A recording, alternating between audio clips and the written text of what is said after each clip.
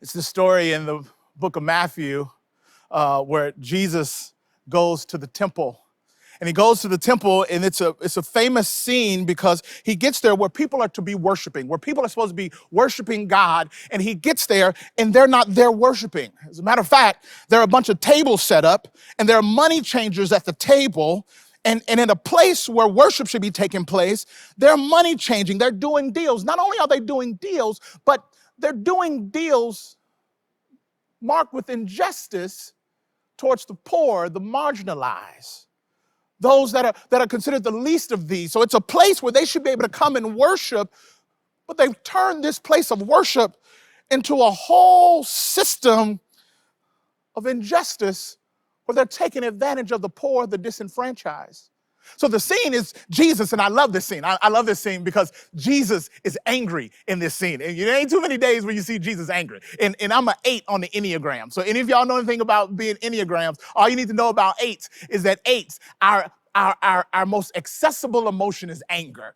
We are angry all the time. At least this 8 is. I'm angry all the time. I'm angry right now. I'm angry that I got a clock on me that I only got 18 minutes left for this sermon. I'm angry at Craig's shirt and how tight it has been all week and that I can't wear a shirt that tight without a jacket. I'm just angry. So when I see Jesus angry, I can relate to angry Jesus. I see Jesus, and Jesus goes and he has this scene and he sees that worship isn't taking place here.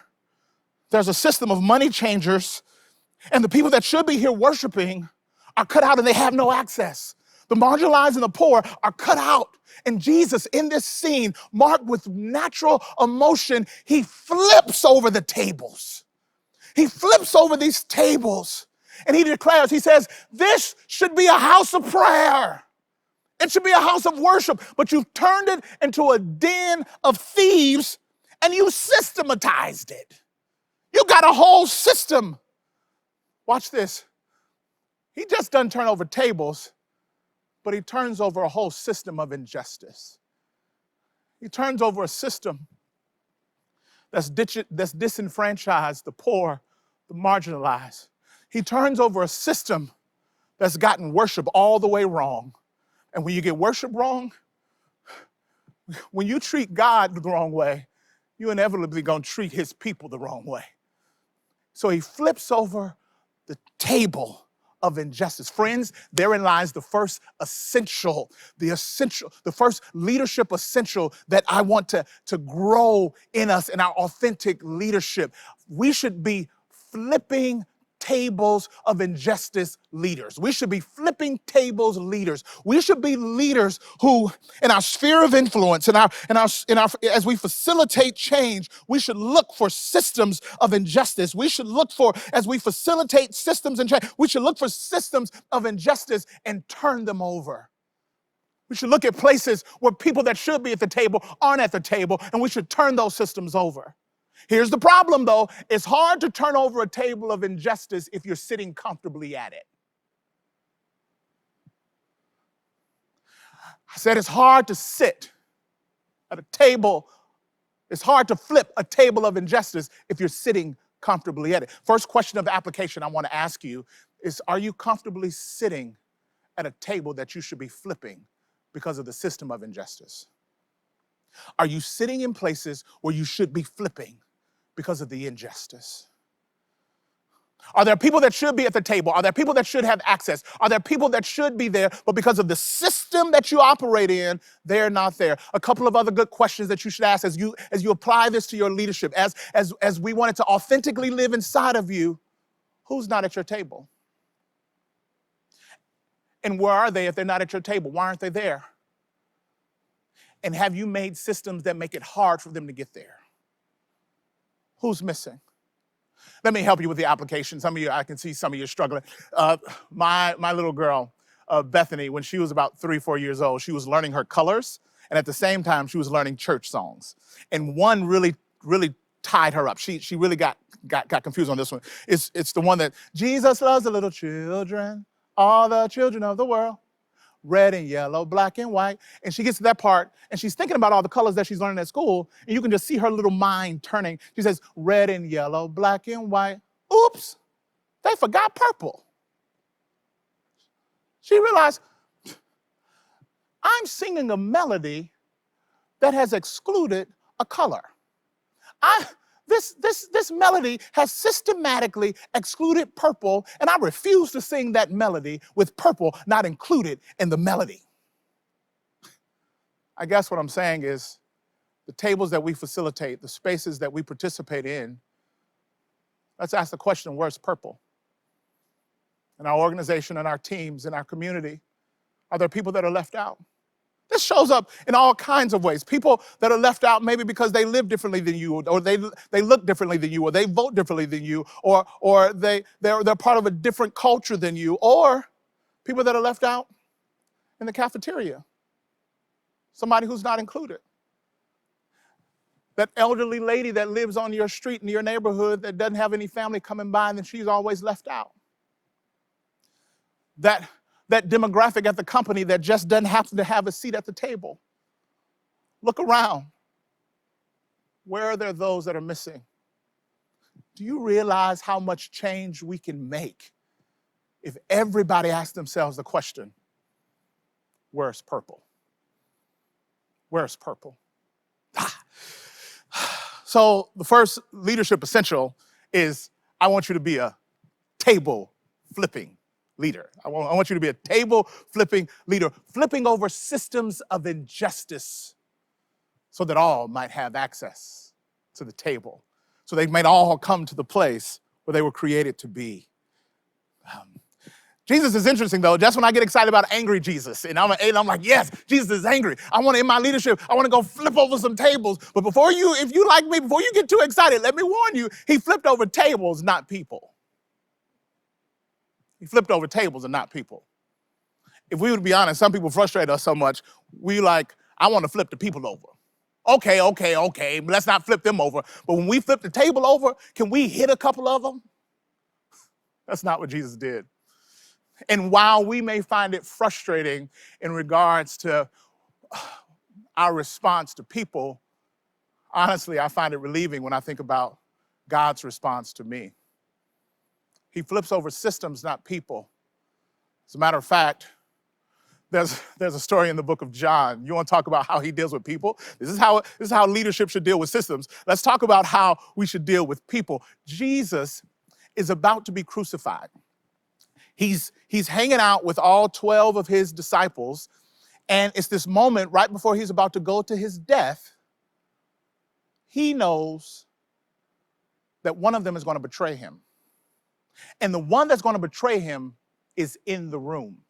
He's in the room when it happens.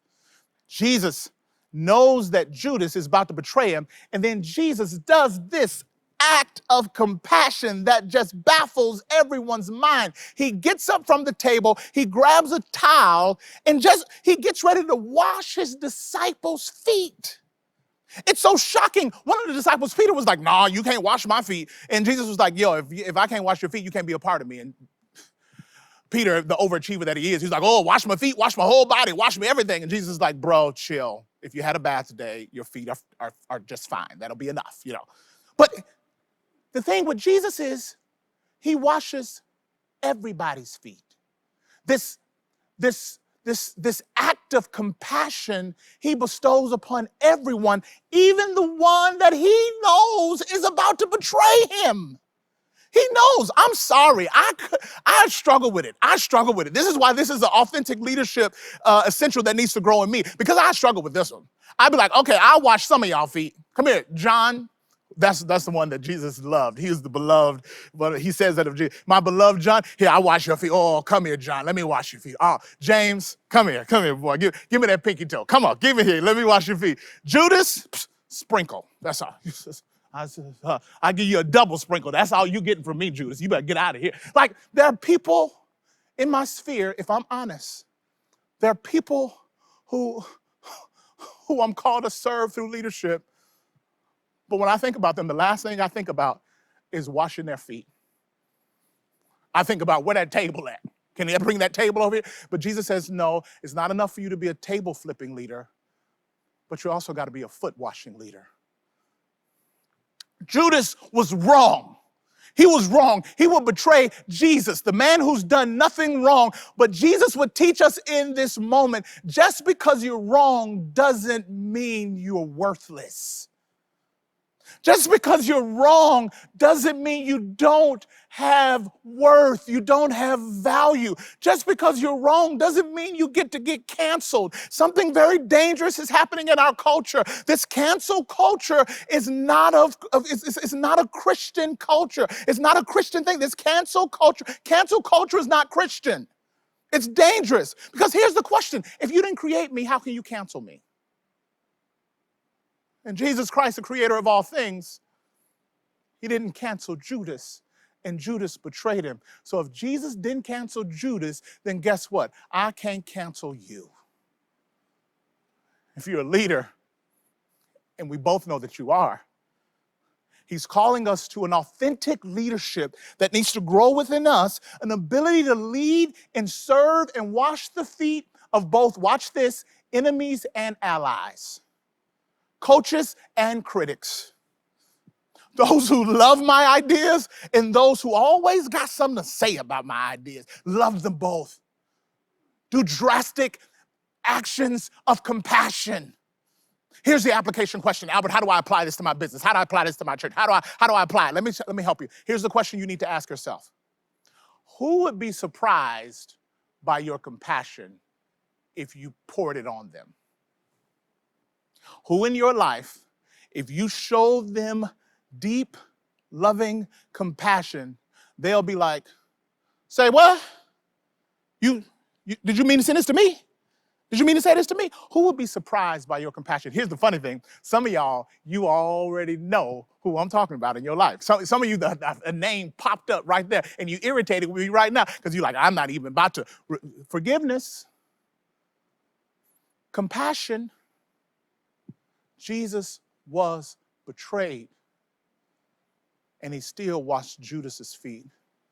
We need leaders that'll flip over systems of injustice, and we need leaders that'll wash the feet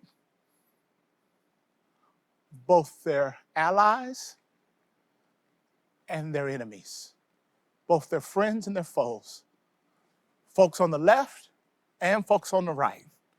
Folks that they agree with and folks that they disagree with. Leaders, the folks in the office that you love to hang out with and the folks in the office that you just get on your last nerve, like they tap dancing on your last nerve, show them compassion. And the question is, what does it mean to grow authentically inside of us, our ability to show compassion to those that we lead? Leadership essentials, I want you to be flipping table leaders. I want you to be foot washing leaders. Third and finally, as you think about authentic leadership and the leadership that we need to really dwell in every leader to meet the moment of our day. Brings me to a story early on in the Bible. It's in Genesis. It's a story of a guy who he always got what he wanted. He'd work hard. If he had to work hard to get it, if he had to steal to get it, he was going to get it. This is the guy that always wins. I'm going to bring it out. I'm going to make it happen. I'm going to do what I got to do. I always win. And in the book of Genesis, it's a story. His name is Jacob, and he wants the birthright. He wants the inheritance of his father. But it's not due him, but he says, I really want it. His mom was an accomplice, and he takes the birthright from his brother, deceives his father. He's a guy that always wins, and he gets what he wants. He saw this girl. He loved her from first sight, girl named Rachel. He says, I want her. Her dad said, you got to work 7 years. He was like, I'll do it because if I want it, I'll work hard. I'll make it happen. I got grit. I got tenacity. I'll work hard. I'll work for 7 years to get her. She's worth it. Her dad manipulated him, tricked him. He says, nope. Actually, for Rachel, you got to work another 7 years. He said, I'll do it. What? How fine was Rachel? Like, this girl must have been amazing. For 14 years. He says, I'll do it because he had grit. He had tenacity. He could work hard, and if he wanted it, he would get it. Well, in the book of Genesis, it takes a turn when his brother Esau from his past, after he's gotten a girl, he's gotten a birthright, he's just been winning, he's just been succeeding. If he wanted it, he takes it. That's been happening, but now his past has come to meet him. And he's about to see Esau face to face, and he's scared. Because one of the worst things that can happen to you is not even a life of failure, but sometimes a life of success. Because success the wrong way, he didn't know what to do. He was so scared for his life that he took his family and he split them up. Just in case Esau wanted to kill one half of his family, while he was killing the one half, he could take the other half and run away. Interesting story. That night, he's sitting waiting to meet his brother Esau, and an angel comes, this man, but it's a divine image. It's clear that it's divine. It's clear that this is a representative of God. This is God representing himself through this man, this strong man. And it's interesting, Jacob's first response with seeing this divine being is to wrestle him. Can I just tell you, let me tell you something. If God comes see me, the first thing I'm gonna do is not gonna try to wrestle him. I ain't trying to fight him. But it just shows the posture of Jacob's heart. He went immediately wrestling with him. And he brings this tenacity, he brings this grit, because what? He always wins. So all he got to do is work hard. So even with God, he's wrestling with God. Anybody ever been there? Even with God, he's wrestling and trying to win because he's trying to do it in his own power. And one of the worst things that happened to Jacob is he had enough wins to be confident. He had enough success to be hubris. He had enough success to be arrogant and overcompensating and overconfident in his own ability. One of the worst things that ever happened to him is he was successful and he did it all right. And he had no idea what it was like to be wrong. So when he met his match, when he came to something that was greater than him, he wrestled, and he gave the divine being a run for his money. But after a while, this divine being, he says, all right, this is enough. And he hit him on the hip. He dislocated his hip. And after that, Jacob was done. He was done. He could not fight anymore. But the crazy thing is, he didn't let the angel go. He's still holding on to him, so much so that the angel said, why are you still holding on to me? Let me go, it's over. And Jacob says something so profound. It's my Albert Tate translation, but he says to the effect of, I'm done, but you're not. Can I just stop here to encourage somebody? Somebody who in your leadership in this season, in this pandemic, you feel like you're done. You feel like you have nothing else to give. You feel like you're overwhelmed. You feel like it's like one storm after another storm and after another storm, and you want to throw in the towel, you want to quit, and you want to give up. But can I just encourage you? Just because you're done doesn't mean God is. Can I just, and I know there's some of you that are just eavesdropping in on a Christian conversation, but can I just encourage you? We serve a God. There's a God who is not done with you. So if you're on the verge of giving up, can I tell you, hang in there. Don't you give up. Just because you're done doesn't mean God's done with you.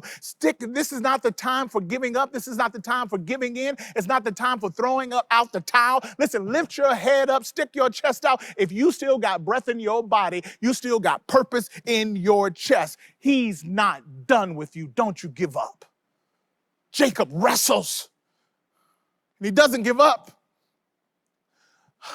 The being says, what's your name? He says, Jacob, which meant trickster, because name is nature. He says, I'm giving you a new name. I'm giving you a new nature. I'm going to call you one who wrestled with God. And he gets up. Interesting thing happens. This is the best part of the story. He gets up from the fight, but he walks with a limp. And that limp is there to remind him. Because he said to the angel, I'm not going to let you go till you bless me. And it reminds him that after I lost, God won. The limp wasn't a sign of failure. It was a sign of God's grace in his life. Y'all, I spend most of my life trying to keep an it factor, trying to be an it factor, trying to have the it factor. And what I realize is, Albert, you don't need the it factor. You need a limp factor. You need a mark on your life that says, I've lost, but God has won. If my friend Sam Collier was here, he'd tell you, he just released a great book. It's going crazy all across the country and across the world. He simply says this. He says, when your story meets God's story, he'll give you a greater story. Jacob, if he was here, he would say, my name ain't Jacob no more, it's Israel. And because I wrestled and I limped with God, God gave me a greater story. Leader, don't lose your limp. What you need is to be not a it factor leader, but a limp factor leader. You need to be a limping leader, limping in your own loss so that you can walk in God's win on your life. We live in a time where we need more limping leaders. We need leaders walking in vulnerability, because Israel will tell you, if he was here, he'd say, failure ain't a loss. With God, you can still win if you learn, and if you surrender, and if you give up, and if you trust him. Failure ain't fatal. Failure is an invitation for God's grace to show up in your life. Leadership essentials that should be authentically growing in all of us. Flipping leaders who flip over systems of injustice, foot-washing leaders who wash the feet of both friends and foes, and limping leaders, limps that mark where you lost and God won. I may not live to see our glory, but I will gladly join the fight. And when our children tell our story, they'll tell the story of tonight. There's a scene in Hamilton, which we've been watching Hamilton. I've watched Hamilton 27 million times. There's a scene where Hamilton and his friends are talking about their leadership and the impact of their leadership. And they make a decision in this moment that our leadership has to live beyond this moment. They talk about a leadership, the impact that they may not see. There may be a harvest that we don't reap. My bishop mentor says it this way. He says, Moses would see further than he would go, and Joshua would go further than he would see. I'll say that again. Moses would see further than he would go, and Joshua would go further than he would see. What's the point? We may not see the fullness of our leadership. But I encourage you, let's lead, not for likes tonight, but let's lead for a legacy tomorrow.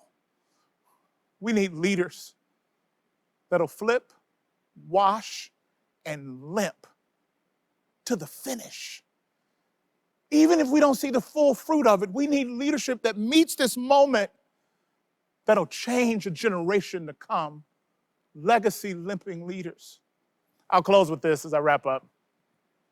I ran a Disney half marathon a couple of years ago. I know. You probably think I run marathons all the time, obviously. Running is like, no hyperbole, it's like death in the microwave. It's like slow death. The first time I ran, I was sitting on the porch. My kids came home from school. They didn't even say nothing to me. They just walked right past me, went to mom and said, Mama, we think dad's about to die on the front porch. She's like, oh, child, he all right. He just went running today. Like, it was brutal. And I remember being in this half marathon, and I remember practicing and trying to get it together and trying to work it out. I started the marathon, I started running, this little lady came up beside me, she said, you got this. And I was like, who is this little lady? I don't even know you. And then she looked at me again and looked at my eyes, she could see the terror, and she said, you got this. And I was like, oh, I got this. Thank you, little lady, thank you.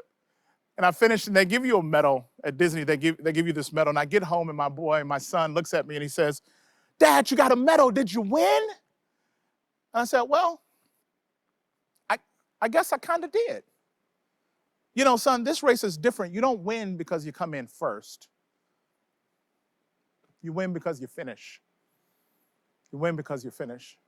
Friends, as followers of Jesus Christ, as a pastor, we believe that one day we'll finish this race and we'll stand before God and he'll give us a reward. And he'll say, you're not getting this reward because you came in first. You're not getting this reward because you're the fastest. You're getting this reward because you finished. You flipped, you washed, and you limped to the finish. May it be said of us. The Global Leadership Summit, leaders gathered together and they drew a line in the sand and said, we will lead from a place of authenticity. We will lead as leaders who flip over systems of injustice. We will lead as leaders who wash the feet of friend and foe, enemy and ally. We will lead as leaders limping as a sign of what we lost and how God won. May it be said of us that we authentically led to the finish. We may not live to see our glory, but we will gladly join the fight. And when our children tell our story, they'll tell the story of tonight. Let's give the next generation a story to tell. Thank you.